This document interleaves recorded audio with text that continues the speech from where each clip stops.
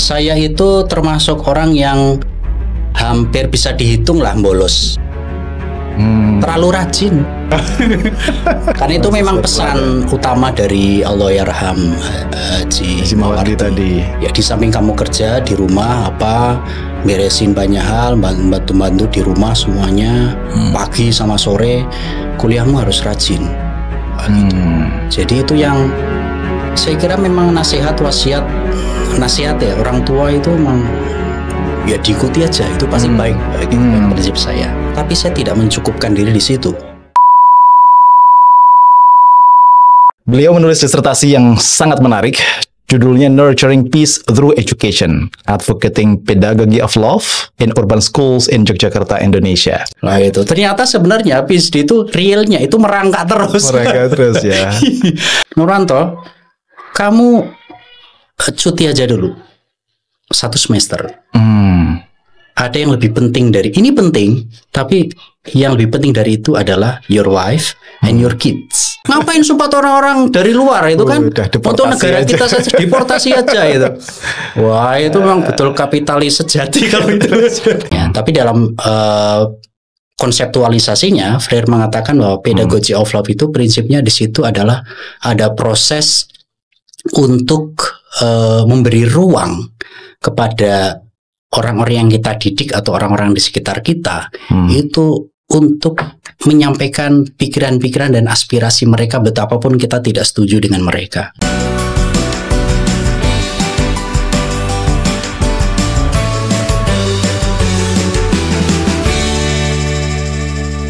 Pengalaman studi S3 di luar negeri, tentu kalau kita kan biasanya nulis itu kemana-mana dulu gitu, baru komen idea di ujung gitu. Di ujungnya, ya sama saya awalnya juga gitu Mas Iva, ya kan?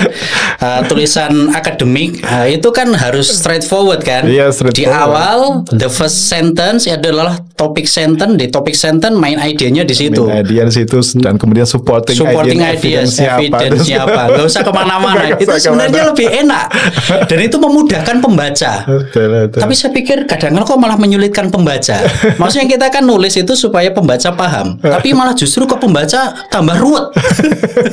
Seharusnya bikin mudah. Ya betul. Tapi ya itu tadi kalau lesson triknya ini kan juga challenge buat banyak orang yang melakukan PhD atau studi by research gitu. How to maintain the track, kita di track yang progress terus gitu, tidak yang stuck di satu jalan gitu kan, sepenuhnya tergantung pada mahasiswanya untuk mengatur schedule, memanage milestone progresnya gitu. Apa strategi yang dilakukan oleh Pak Nurwanto sehingga bisa finish line gitu? Saya kira ini pertanyaan yang sangat bagus, tapi memang kondisi tiap mahasiswa PhD sama gaya membimbing supervisor gitu, itu yang kemudian memang bermacam-macam. Saya kebetulan itu memperoleh supervisor, principal supervisor itu yang ketat dengan jadwal schedule. Jadi secara umum sih sebenarnya sudah diatur oleh pasca sarjananya atau graduate research school-nya ya. Jadi bahwa milestone tahun pertama itu adalah proposal, kemudian seminar.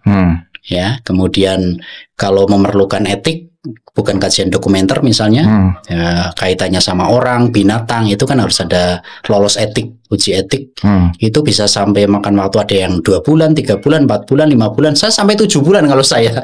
Karena isu yang diangkat itu sensitif tentang violence, apalagi melibatkan remaja gitu ya, itu kemudian masuk kategori taruhlah moderate atau mendekati berat ya, isu etiknya, ethical clearance-nya itu proses panjang.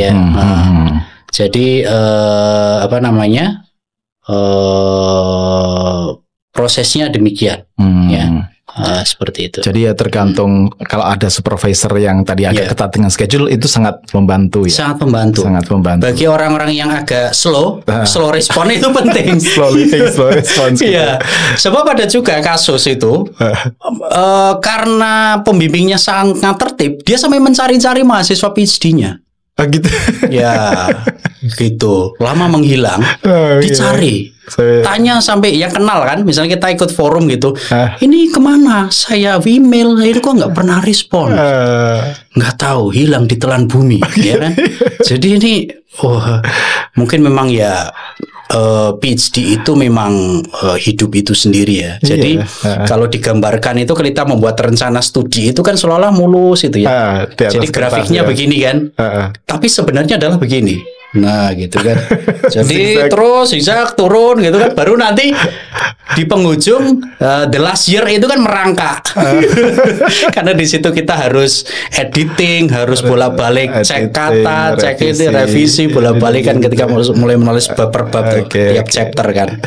Nah itu ternyata sebenarnya PhD itu realnya itu merangkak terus. Merangkak terus ya. Apalagi kalau ini getting a little bit personal. Apalagi Mas Nuranto kan sana bawa keluarga.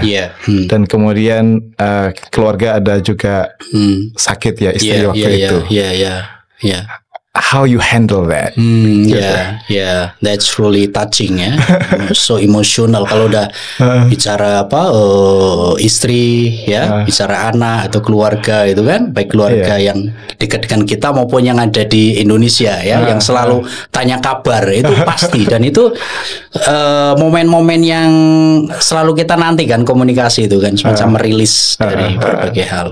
Nah itu memang keluarga terutama istri itu ya, tuh mau dapat ujian ya sakit, kemudian sampai surgery di sana proses treatment dan ternyata pembimbing bilang gini, pembimbing kan mewanti-wanti ada apa dengan urusan akademik maupun keluarga atau apa karena kamu kan di Australia, kamu statusnya adalah temporary resident. Mahasiswa, kamu harus bicara kepada kami dan kepada kampus, karena you are part of our responsibility, gitu kan? Gitu. Saya komunikasi dengan dia, ya udah, dia langsung bilang, Nuranto, kamu cuti aja dulu 1 semester. Ada yang lebih penting dari ini penting, tapi yang lebih penting dari itu adalah your wife and your kids. Kamu sediakan waktu untuk mereka dulu. Kamu sudah sampai pada stage data sudah dapat ini, kamu bisa ini dulu, semacam jeda, dari kesempatan untuk cuti. Kesempatan. Saya disitulah kemudian merasa bahwa banyak orang-orang di sekitar saya yang sangat support. Ya. Nah, di situ kemudian saya bisa fokus dengan istri tercinta dan anak-anak itu ya, untuk proses itu semua. Anak-anak kan sekolah semua di sana. Dan satu hal mungkin one more thing, biar ini bagian dari motivasi Mas Ivan. Mungkin negara lain ya. Australia itu kan punya kebijakan kalau mahasiswa ini mengambil PhD by research, mungkin juga by publication ya, mungkin ya. Dan dia adalah berbeasiswa. Ya, terutama dari Indonesia ya, saya nggak tahu dari negara lain, mungkin negara lain juga hal sama. Itu sekolah anak-anak ditanggung oleh pemerintah asal itu di sekolah negeri. Free? Iya, dalam arti free. Tapi bahasanya negara yang menanggung.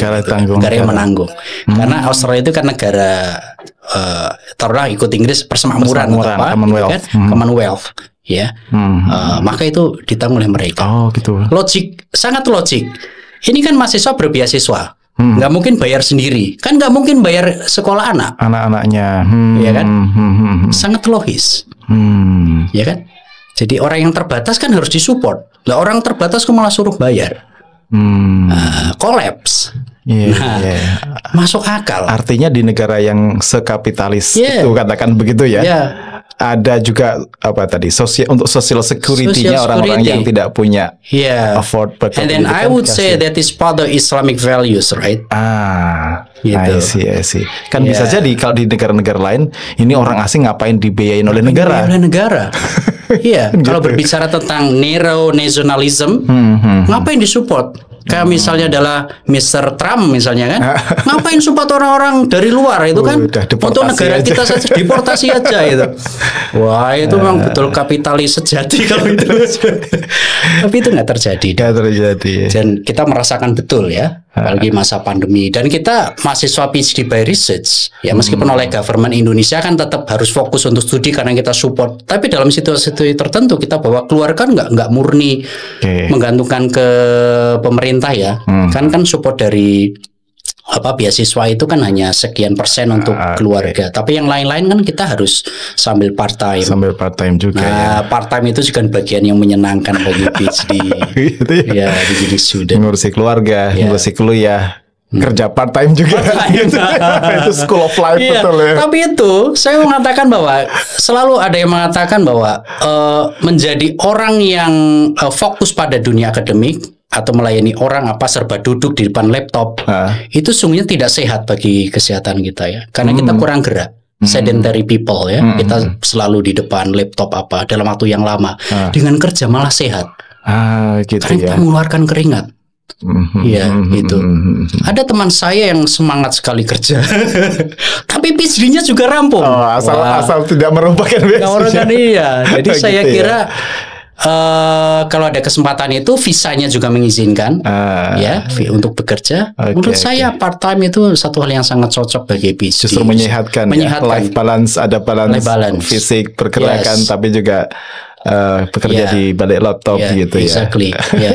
Seperti itu. Menarik. Dengan kombinasi yang seperti itu, Mas Nur, apa kalau dalam disertasi ini kan disebutkan, apakah itu juga ada manifestasi dari apa yang disebut sebagai pedagogy of love itu? Atau sesuatu yang beda? Relate. Itu sebenarnya sesuatu yang sangat ada di sekitar kita dan biasa kita lakukan. Salah satu teori yang saya pakai itu adalah, bukan teori sih, tetapi semacam percikan pemikiran yang kemudian diambil dari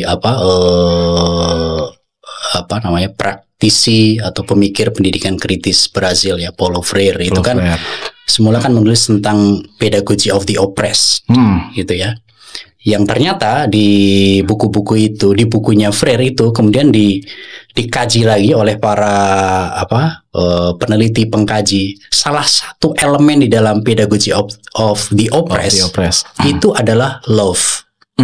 Cinta manusia, loving people with their life. Ya, ini semacam prinsip humanity lah. Kalau dalam Islam, kalau kita tarik, ini bisa jadi dikaji lebih jauh tentang konsep rahmatal lil alamin, mungkin hope kayak gitu atau memandang manusia itu sebagai ainur rahmah, iya. Cara pandang kasih sayang. Iya, kasih sayang itu mengutamakan pada prinsip bagaimana mendidik itu dengan hati, dengan kesungguhan, dengan kesabaran, dalam bahasa straightforward, menyayangi mereka sebagai manusia layaknya kita menyayangi diri sendiri. Ada empati di situ. Nah, itu sebenarnya satu hal yang ada di sekitar kita. Ya, tapi dalam konseptualisasinya, Freire mengatakan bahwa pedagogy of love itu prinsipnya di situ adalah ada proses untuk memberi ruang kepada orang-orang yang kita didik atau orang-orang di sekitar kita itu untuk menyampaikan pikiran-pikiran dan aspirasi mereka betapapun kita tidak setuju dengan mereka. Gitu. Ada proses, ada toleransi, toleransi. Proses memahami aspirasinya, apa yang dirasakan. One more thing saya kira adalah mendidik itu bukan sekedar saya punya pengetahuan apa saya ajarkan kepada Anda. Tapi yang terpenting adalah sebagai guru harus punya inisiatif, interest untuk mengetahui background sosial, kultural anak-anak yang kita didik, sehingga kita bisa menyelami apa yang mereka pikirkan dan mereka minati. Jadi socio-cultural background itu penting untuk kita pahami agar kita tidak salah paham. Nah, ini. Jadi tidak sedikit guru atau pendidik itu kan yang pindah sekolah gara-gara nggak kuat mendidik, mengajar anak-anaknya nakal, anaknya gini. Padahal approach kita yang nggak pas ke mereka. Oke. Iya kan? Bukan anaknya yang disalahkan. Ya. Nah, pedagogy of love itu lebih melihat aspek-aspek yang aspek-aspek sosiologis, bukan menyalahkan anak, tetapi bahwa anak itu perlu pendekatan yang lebih pas saja mereka. Karena mereka kan dari lingkungan sosial, keluarga, kondisi sosial ekonomi yang bermacam-macam yang dipengaruhi oleh lingkungan mereka sebelumnya. Ya, gitu. Dalam konteks studinya Pak Nur ini ya, Mas Nur yang di Jogja, 4 sekolah ya di Jogja ini. Kan ada konteks violence-nya itu ya. Ada violence sebelum kemudian nanti mungkin salah satu treatmentnya adalah pedagogy of love tadi itu. biasanya violence di kalangan remaja itu faktornya apa? Apa bisa karena memang mereka nakal aja gitu? Atau apa faktor violence itu bisa terjadi di kalangan anak remaja nih? Pada umumnya orang akan dengan lebih mudah penyebabnya anaknya, anak nakal, biasanya analisisnya kan begitu kan, karena dia nggak menemukan jati dirinya atau dia tidak mampu mengontrol diri, lebih banyak begitu kan, pendekatan-pendekatan yang sangat psikologis dan personality anak itu. Nah, tetapi karena pendekatan saya lebih ke sosiologis, saya mencoba melihat aspek yang spektrumnya lebih luas, bahwa itu tadi berangkat dari latar belakang sosial bermacam-macam. Jadi dalam temuan saya itu paling tidak, karena saya kan lebih banyak dengan wawancara dan dokumen ya, karena waktu itu kan pandemi COVID, lockdown kan, bisa keluar dari Australia, tapi kemungkinan tidak bisa balik lagi. Sehingga kemudian saya beralih ke mode online. Saya lebih banyak wawancara. Tentu ini bagian dari mungkin satu kelebihan, satu juga mungkin kelemahan, keterbatasan lah ya, keterbatasan. Jadi dari wawancara dengan guru-guru kepala sekolah dari 4 sekolah itu anak-anak yang terlibat di kekerasan itu atau terlibat dalam kecenderungan ya, dalam tindakan-tindakan kekerasan di kelompoknya atau sendiri, itu karena memang perhatian dari orang tua itu melemah ya, kurang gitu. Ini dari respon mereka, dari para yang saya wawancara ya. Dan kemudian akhirnya mereka mudah untuk akhirnya mereka mencari pengakuan, rekognisi dari lingkungannya, teman-temannya yang lebih mungkin memperhatikan dia. Ya, kalau dia ketemu dengan teman-teman yang lebih orientasinya positif, ya taruhlah begitu, ya, maka ya disitulah dia bisa tumbuh lebih baik. Tapi kalau tidak, dia akan punya karakter sesuai dengan komunitas di mana dia memperoleh rekognisi. Dan kita tahu bahwa yang namanya geng ya, gitu ya. Jadi kalau definisi dalam sosiologi itu kan lebih ke negatif ya. Kalau dunia geng itu kan dunia ada drug, obat-obatan, senjata gitu kan, kayak kisah-kisah di film-film gitu kan. Memang konseptualisasinya begitu ya. Tetapi bahwa mereka yang terlibat di situ dalam beberapa studi itu bukan karena mereka itu anak-anak yang jahat, tapi anak-anak yang memang tidak mendapat tempat yang sewajarnya dari lingkungan yang semestinya mendidik dia. Dari lingkungan yang sewajarnya, ya, yang semestinya mendidik dapat rekognisi, dia mendapat koreksi di tempat lain. Ya, dia sebenarnya adalah orang-orang yang anak-anak yang punya energi yang berlebih. Ya, energi. Beberapa teacher yang saya tanya itu dia menggunakan istilah itu. Mereka itu anak-anak yang energinya berlebih, Pak. Ekstra energi. Ya kayak ekstra jos gitu tadi. Jadi karena dia tersalurkan yang ke olahraga roso, akhirnya dia lebih suka tawuran kan. Ya kan? Ya, dia ikut mungkin grup silat, grup apa gitu kan. Dia kan punya itu kadang-kala punya keterampilan silat kan. Aktivitas apa, pegang senjata gitu kan. Itu makanya jangan heran dia akurasi untuk melempar apa itu kan tinggi kan. Ada juga sih kalau klite-klite sekarang juga ada asal melempar gitu kan. Tapi ada juga yang memang terlatih. Ya, karena memang inspirasi tentang militan gitu. Kelompok militan itu harus itu berisi badan harus apa, mereka kan punya latihan-latihan khusus. Mereka juga punya latihan. Ya, beberapa yang dari hasil wawancara terus juga riset-riset sebelumnya mereka yang terlibat di tawuran, geng-geng itu kan memang terlatih. Ada strategi ya. Strategi tawuran itu ada. Gitu. Ya artinya kalau mengutip di sini kan violence itu tidak murni memang sudah secara fitrah dia ditakdirkan sebagai anak nakal, anak yang punya kecenderungan violence. Ada konteks budaya di situ, ada konteks struktural di situ, ada konteks tadi lingkungan yang tidak mendukung di situ gitu ya. Dan kalau ya katakan violence atau ke arah kekerasan itu berkelindan dengan berbagai macam konteksnya tadi itu. Nah, ini ngobrol soal agak kekinian gitu. Kalau setuju nggak? Solusinya adalah kayak Kang Deddy Mulyadi, kirim saja ke barak militer. How do you see that? memang itu selama ini salah satu langkah yang sesungguhnya sadar atau tidak sadar kita tempuh, tetapi dalam bentuk yang berbeda. Ya, sebelum ke fenomena itu ya, sebenarnya hampir semua sekolah termasuk guideline yang diberikan oleh, taruhlah, saya kurang tahu persis ya, ujungnya sebenarnya ke kementerian atau apa. Itu tentang tata tertib sekolah kan isinya hukuman bagi anak-anak yang keliru. Punitif ya, hukuman ya. Punitive approach kan, punishment. Ya, jadi itu apa yang disebut sebagai demerit point. Anak-anak yang kemudian melakukan tindakan A, B, C dan seterusnya itu kan dikurangi, poinnya bertambah untuk yang negatif kan. Kalau sampai terkumpul sekian poin, taruh 70, 75, kemudian mereka akan diundang bersama orang tua. Isinya lebih banyak menghadapi anak-anak seperti ini, tidak tertib, tidak apa, sampai tawuran apa, itu kan semuanya hukuman. Ya, pendisiplinan ya, melalui aturan-aturan, melalui tubuh ya, gitu. Ini yang sebenarnya dalam terminologi lain kan sekuritisasi sekolah, karena menganggap sekolah itu harus aman dari segala bentuk kekerasan seperti itu, sehingga itu tidak bisa toleransi, zero toleran ya, sehingga bahkan kalau guru tidak punya keterampilan menangani itu diserahkan ke polisi. Perdebatannya adalah apakah anak-anak yang dianggap selama ini dalam terminologi terlibat dalam tindakan kekerasan, atau mungkin beberapa orang menyebutnya kenakalan remaja, meskipun saya dalam perspektif sosiologis tidak setuju dengan istilah itu, karena itu sangat bias, bahwa yang salah selalu anak. Namanya aja kenakalan remaja, nggak ada kenakalan orang tua.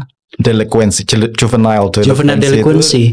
Ini sudah lekat dengan anak itu, dengan anak itu. Ya. Itu bias kan sebenarnya. Oke. Ya, bias pendekatan sebenarnya. Nah, itu yang terjadi sejak awal kan sebenarnya pendekatannya itu. Jadi kalau Pak Deddy Mulyadi sekarang menggunakan pendekatan itu sebenarnya adalah model lain dari apa yang disebut sebagai proses pendisiplinan di sekolah, zero tolerance policy kayak gitu. Salah satu bentuknya yaitu diserahkan kepada militer apa kayak gitu. Dan itu dalam, nggak tahu di studi-studi tempat lain itu terhitung sebagai efektifkah, temporary kah, atau malah ada konsekuensi yang juga negatif dari situ? Kalau hanya pendekatannya militer saja itu jelas negatif. Ya, karena itu yang sebenarnya bukan diinginkan, karena itu satu arah, top down, pendisiplinan satu arah. Seolah-olah orang dewasa itulah yang berhak untuk mengatur seluruh apa yang ada dalam pikiran dan tubuh mereka, ya kan? Tapi, nah ini, saya kira kita perlu menawarkan pendekatan yang lebih dialogis dan saya kira interaktif dari berbagai elemen.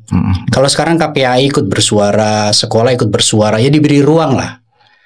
Jadi menurut saya sekarang bukan pilihannya hitam putih sih, A atau B gitu. Tapi justru pengambil kebijakan yang mendukung barak militer harus mendengar gitu, dan melibatkan tokoh-tokoh pendidikan, jadikan pendidik gitu. Jangan dilepas sama sekali.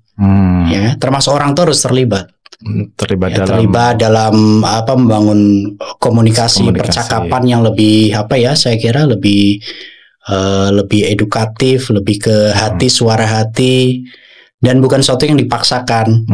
Ya kan? Dari top down policy itu selama ini kan top down. Nah, kalau yang disebut sebagai nurturing peace through education, pedagogy of love ini tadi, let's say melihat kondisi ya anak-anak yang seperti itu tadi gitu. Bagaimana ini bisa bekerja, dan let's say sebagai pendekatan yang lain atau cara yang lain dari pendekatan pendisiplinan tubuh tadi itu, bisa juga efektifkah? Atau menurut, kan juga wawancara dengan para guru, dengan orang-orang yang terlibat, bahkan dengan pelaku atau korbannya gitu. How the peace education through pedagogy of love ini bisa menawarkan alternatif yang lain, yang beda, yang humanis, dan kemudian nggak tahu successful atau tidak gitu. Sebenarnya semua orang itu bisa menjadi pendidik, asal dia memang dibekali dengan kompetensi kompetensi itu bukan berarti strict ya. Dalam pengertian bahwa dia paling tidak bisa meng-approach anak-anak muda yang generation dengan lebih menghargai keberadaan mereka, didengar suara mereka, apa yang sebenarnya mereka inginkan gitu kan. Mengapa mereka protes kan perlu didengar dulu. Kita merekognisi apa yang menjadi pikiran-pikiran mereka terlebih dahulu kan. Saya sih dalam riset ini ketemu dengan guru-guru yang sebenarnya sudah sampai pada level penyelaman tentang nilai-nilai kasih sayang cinta itu pada anak-anak. Tapi ada juga yang memang pendekatannya disipliner. Kalau kamu nggak dengar atau nggak manut di kelas ini, kamu keluar aja. Ada yang kayak gitu pendekatannya disipliner. Karena memang suasana di sekolahnya kan memang seperti itu. Ya, jadi kalau nggak manut, nggak ikut ya udah gitu. Tapi ada juga guru-guru yang sampai anak ini nggak datang ke sekolah beberapa hari, dia rela mengendari sepeda motornya, membawa helm, menjemput anak itu ke rumahnya. Wow. Sampai ada yang seperti itu. Ada yang seperti itu. Iya, dia ngobrol, di bahasa dia dari hati ke hati, gitu ya. Menurut saya ini menarik. Tetapi ini sifatnya masih sangat individual, sebagai sebuah individual capacity ya. Tidak individual approach, belum tersistem bahwa itu diperlukan model-model kayak gitu. Terus bagaimana leadership, kelembagaan ya, itu caring system sebenarnya. Ya, sistem yang mengayomi ya. Termasuk juga saya kira memberi ruang lebih luas kepada misalnya adalah school counselor di BP istilahnya ya. BP sekarang kan kementerian lagi rame nih untuk mereedukasi atau mereteach gitu ya, apapun namanya. Itu para BP kan. BPK apa BP? BK. Oh ya BK. Bimbingan dan konseling. Bimbingan konseling gitu kan. Itu bagus. Saya kira teman kita BP namanya. BP ya BK ya. Itu saya kira aspek kompetensi sosial dan lebih ke approach ke anak-anak yang perlu ditekankan saya kira ya. Ruang bagaimana dia bisa berdialog dengan anak dengan cara lebih baik. Terus orang-orang yang teruji kesabarannya itu kan memang perlu waktu lama ya. Terus saya kira selain itu adalah dalam konteks di sekolah itu memberi ruang kepada para guru-guru di guru kelas ya, guru-guru yang lain itu kemudian untuk menjalin komunikasi dengan anak-anak itu yang mungkin terlibat atau yang selama ini dianggap pelaku kayak gitu ya. Ya gitu. Kadang gini, pendekatan kayak gini kan perlu proses, waktunya panjang gitu. Dan sekolah mungkin ada target kelulusan, ada target ini dan itu gitu. Ini mesti ada batas toleransi kesabaran lah kira-kira begitu. Ya betul. Sehingga misalnya kalau zaman saya dulu itu namanya di BK atau BP tadi itu bukan hanya school counselor yang paham psikologi anak yang bisa mendengar, tapi kebanyakan adalah yang sifatnya pendisiplinan atau punitif tadi itu gitu. Seringkali kan gitu.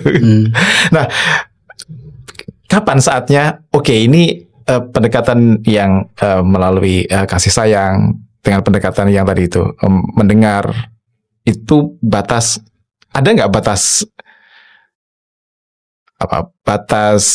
katakan red line-nya gitu, ya sudah ini nggak bisa ditoleransi, memang harus keluar, atau memang ditunggu sampai dia berubah atau gimana? Memang sampai pada konteks batasnya di mana, itulah kemudian sekolah itu memiliki perbedaan pandangan ya. Tapi pada umumnya itu ya anak-anak yang sudah di luar toleransi dikeluarkan selama ini kan. Gitu. Dan kalau menganut pada pedagogy of love itu bertentangan dengan prinsip itu. Karena lalu mereka suruh kemana? Ya kan? Karena sejauh ini dari beberapa percakapan, beberapa sekolah itu menelusuri latar belakang anak kenapa pindah. Kita begitu tahu latar belakangnya karena kasus, dia nggak mau menerima. Lalu kemana ini? Ya kalau orang tuanya misalnya committed untuk mendidik sendiri, nanti kemudian bersamaan gitu ya. Kalau orang tuanya nggak sabar, nggak mau tahu, lalu anak ini kemana? Makanya dia ini kan. Tapi saya kira memang di samping mungkin tadi diskusinya sampai pada tahap mana ketika tidak mampu lagi, saya kira yang perlu lebih banyak diimprove itu adalah kapasiti dan kemampuan untuk menangani. Kita sudah punya perangkat hukum sebenarnya. Kita punya undang-undang perlindungan anak, terus peraturan menteri mengenai pencegahan dan penanganan kekerasan di sekolah, itu sudah ada perangkat-perangkatnya. Dan tiap sekolah juga harus punya tim, ya. Beberapa sekolah tidak menamai timnya itu adalah tim kedisiplinan atau apa. Mungkin bisa juga sekali disebut tim kasih sayang atau tim apa gitu kan. Kalau sudah kata dengar pendisiplinan, tim anti kekerasan, itu kan mengerikan. Nah, orang itu sudah punya asosiasi tertentu. Ya kayak kita melihat BK gitu kan. Kalau dipanggil BK mesti asosiasinya bermasalah. Padahal sebenarnya nggak seperti itu kan. Justru BK itu harus dekat sebenarnya, dekat dengan anak-anak gitu. Karena mereka yang secara otoritas diberi ruang. Tapi kompetensi sebenarnya semua guru harus punya kemampuan. Kalau rekomendasi saya sebaiknya semua guru punya ini kapasiti untuk ya kesabaran, menggali dialog, kemampuan dasar konseling, pendampingan gitu ya, mau mendengar siswa gitu ya. Sekali. Karena itu yang di usia remaja itu memang sangat dibutuhkan agar mereka didengar orang yang bisa dijadikan sebagai tempat untuk curhat dan segala macamnya. Kadang orang tua kan pengennya target macam-macam, terus kemudian didesak, dipaksa untuk ini dan itu gitu. Nggak ada ruang untuk curhat. Oke, kita udah berpanjang banyak sekali ini tadi. Makasih Pak Nurwanto atas inspirasinya, perjalanan akademik, perjalanan hidup, dan juga sharing tentang penelitiannya tentang nurturing peace through education ini tadi. Ya, kalau kita sih berharap ya, apalagi remaja-remaja Gen Z atau Gen Alpha bahkan sekarang ini dengan kerapuhan mental. Pendidik-pendidik kita juga dibekali dengan tadi itu kemampuan untuk bisa memahami anak gitu, backgroundnya dan segala macam. Kalau nggak mampu, nggak punya pengetahuan, skill, kemampuan untuk menjadi pendengar mereka, yaitu tadi paradigmanya masih sama. Ini anak nakal, didisiplinkan, nggak bisa didisiplinkan, dikeluarkan gitu. Iya, itu linear begitu memang sejauh ini. Nah itu memang saya kira sekolah, kepala sekolah, guru, termasuk saya kira representasi anak-anak itu mulai dibangun kembali percakapan-percakapan yang lebih humanis dan lebih interaktif, dialogis. Jadi saya kira sekolah harus mulai ditumbuhkan menjadi lingkungan yang melihat bahwa komunikasi dialog itu sesuatu yang diperlukan bagi mereka. Jadi tidak sedikit-sedikit kamu lihat aturannya gitu, seolah selesai urusan. Maksudnya ini loh kamu baca aturan nomor sekian, itu nggak boleh. Tatip ini dan tatip itu. Sebaiknya kita lebih ngobrol aja dengan mereka bahwa ada ruang yang perlu kita dengar dulu. Kemudian tahap berikutnya adalah sesuatu yang perlu kita challenge dari pikiran-pikiran mereka. Dan kemudian bagaimana kita pelan memasukkan unsur-unsur pemikiran orientasi nilai yang lebih humanis dan lebih taruhlah kita sebut selama ini bermoral dan lebih berbudi pekerti gitu kan. Taruhlah misalnya ini contoh saja ya, mungkin menambahkan. Misalnya ada satu dialog antara guru dengan anak, dia ini dari cerita guru. Gimana Pak ketika mendekati anak yang terlibat di tawuran gitu? Saya ajak ngobrol, saya ajak dialog gitu. Saya tanya, kenapa kamu tawuran? Solidaritas Pak. Teman saya itu disakiti gitu. Solidaritas, apa yang kamu maksud dengan solidaritas? Itu penting solidaritas bagi saya karena dulu dia membela saya. Gitu. Lalu ketika kamu memegang nilai-nilai solidaritas, sementara kamu melukai orang lain, itu berarti kamu telah memanfaatkan apa yang disebut sebagai solidaritas untuk membunuh solidaritas kemanusiaan yang lain. Gitu. Jadi satu sisi pertama mendengar dulu apa yang mereka pikirkan, merekognisi lah ya. Tapi kemudian men-challenge. Itu critical thinking di situ. Critical thinking. Saya menarik juga gitu. Ini sebenarnya potensi-potensi guru yang seperti ini kan perlu dihidupkan. Ya, bahwa anak-anak itu melakukan sesuatu karena punya mindset tertentu kan. Betul. Mengenai nilai. Jadi seolah-olah solidaritas yang dia pahami itulah solidaritas yang benar. Padahal mungkin fake solidarity atau apa namanya. Ya, atau in-group solidarity saja. In-group, betul. In-group solidarity. Sebenarnya nggak gitu. Jadi ada challenge, ada proses dinamika. Saya mau lihat bahwa ini bagus nih guru gitu, ini. Menarik. Ya. Dan itu punya kemampuan yang mungkin di atas rata-rata. Itu kayak kan jadinya kayak Socrates gitu. Ternyata ketika saya cek begini, ini guru usianya berapa? Udah guru senior. Oke. Sehingga memang guru-guru yang sudah senior, yang sudah lama itu kan makan asam, garam dan makan yang lain kan. Itu memang kalau dia betul-betul committed sebagai seorang guru, dia akan tumbuh nilai-nilai itu. Nah, saya kira memang kita perlu lebih awal revolutionize ya proses adaptasi guru dengan nilai-nilai itu. Saya kira sejak mulai dari pre-service training calon-calon guru mulai ditanamkan nilai-nilai itu. Harapan saya calon-calon guru tidak hanya diajari administrasi mengajar, itu saja ya, membuat rencana mengajar, metode mengajar, target nilai sekian kayak gitu. Itu iya, tapi itu justru yang mengabaikan sisi lain tentang nilai-nilai, dialog, komunikasi, kompetensi yang lain. Padahal sebenarnya early career teacher itu sebenarnya juga harus ditanamkan fondasi paradigma yang humanistik itu tadi ya. Karena kan itu tadi kalau anaknya diajak, ternyata ada orang lain juga punya solidaritas. Kalau saya mengunggulkan solidaritas saya, kemudian menghancurkan solidaritas mereka, mereka juga pasti artinya rusak gitu. Artinya ada tingkat solidaritas bersama yang kemudian rusak.